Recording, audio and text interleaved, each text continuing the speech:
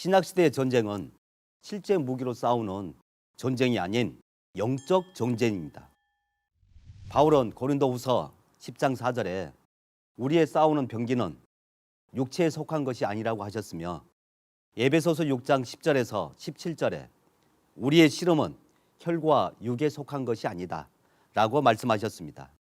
그러므로 싸움의 대상은 어둠의 세상 주관자들과 하늘의 악한 영들이며, 싸움의 무기는 하나님의 말씀으로 전신갑주를 입으며 믿음의 방패와 성령의 검, 곧 하나님의 말씀을 가지라고 하신 것입니다. 요한계시록 12장 11절에는 어린 양의 피와 자기의 증거하는 말로 싸워 이겼다 하셨으니, 계시록에서 말하는 전쟁이 어떻게 육적 전쟁을 말하는 것입니까? 계시록의 전쟁은 하나님의 나라와 사단의 나라의 영적 전쟁을 말한 것입니다. 그렇다면 본 내용을 이해하기 위해서 요한계시록 사건의 현장은 어디이며, 요한계시록 6장에서 심판받는 대상은 누구인지, 또 왜 심판을 받는지를 알아보겠습니다.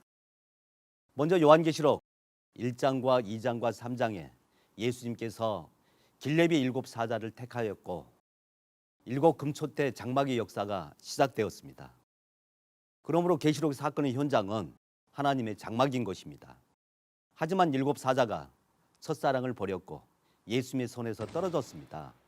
이때 이 장막에 사단의 목자 니골라당이 출현하여 7 사자를 미혹하고 우상의 제물을 먹이고 사단과 행음하게 함으로 길레비 7 사자들은 배도하게 됩니다. 이때 예수님께서는 새 요한을 택하여 7 별의 비밀을 알려주신 후 7 사자에게 회개의 편지를 보내셨습니다. 편지의 내용은 회개하라, 사단의 목자 니골라당과 싸워 이기라, 이기면 약속한 복을 주겠다는 것이었습니다. 하지만 7 사자들은 예수님의 편지를 받고도 회개하지 않으므로 결국 예수님께서는 봉환책을 취해 7인을 떼시면서 하늘 군대, 즉 내생물을 들어서 배도한 선민을 심판하는 내용이 계시록 6장의 사건이며, 이는 곧 영적인 심판 사건을 말하는 것입니다. 그러므로 계시록 2장, 3장의 사건의 현장이나 계시록 6장의 사건의 현장이나 같은 곳이라는 사실입니다. 넷째 인을 떼실 때 등장하는 청황색 말과 탄자는 넷째 생물, 곧 넷째 천사장의 명령에 출동하는 영과 육이며, 그 탄자의 이름이 사망이라 하는 이유는 배도한 선민을 죽이라는 명을 받았기 때문인 것입니다. 청황색 말 뒤에 따르는 음부는 지옥이며 지옥 사자들을 말하는 것입니다. 음부가 그 뒤를 따르는 것은 지옥 사자들이 배도한 선민을 멸망시켜 지옥으로 데려가기 위해서입니다. 청황색 말 탄자는 땅 4분의 1의 권세를 받아 검과 흉년과 사망과 땅의 짐승으로서 사람들을 죽인다고 합니다.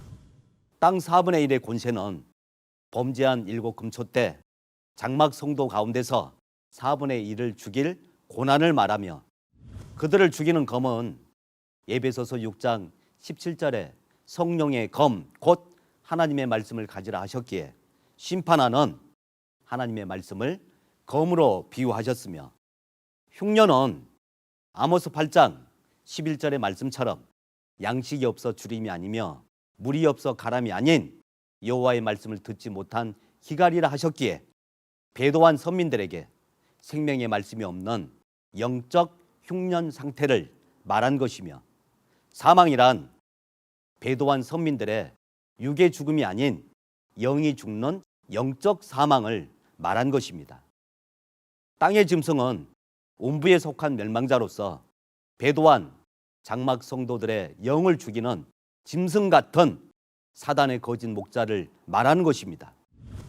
이사야 10장 5절에 하나님께서 이방 아수르를 몽둥이 삼아 범죄한 이스라엘을 치신 것처럼 땅의 짐승을 몽둥이 삼아 배도한 7 금초 때 장막 성도들을 심판하시는 것입니다. 성도 여러분, 그러므로 한길종 소속의 목자는 본문의 내용을 육적 전쟁으로 인한 흉년이며 그로 인해 유행병이 돌아 지구 전체 인구 중 4분의 1이 죽는다는 주장은 거짓말인 것입니다. 거짓말하는 자는 마귀이며 거짓말은 사단의 양식이며 사단의 신이며 사단의 씨인 것입니다. 누구든지 거짓말을 받아먹는 자는 사단 마귀의 자식이 되어 지옥에 가는 것입니다. 성경에는 하나님과 사단이 있으며 하나님의 목자와 사단의 목자가 있고 하나님의 씨와 사단의 씨가 있습니다.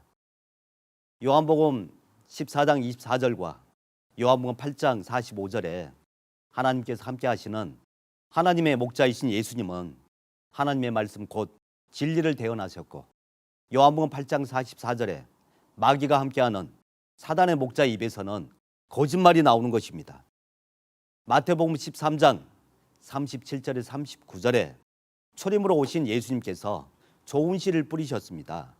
좋은 씨는 하나님의 말씀이며 진리인 것입니다.